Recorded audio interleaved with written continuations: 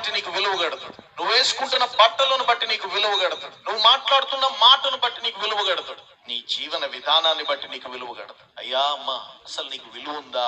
ఈ రాత్రిలో నేను అడుగుతా ఉన్నా. సమాజంలో ఉన్న పరిస్థితులు ఇచ్చే విలువేనా మనది? మనకంటూ విలువ ఏమీ లేదా? మనకంటూ ఒక విలువ ఉన్నదని ఎప్పుడైనా ఆలోచన చేశారా? విలువ లేని వారముగానే జీవిస్తూ ఉన్నామా?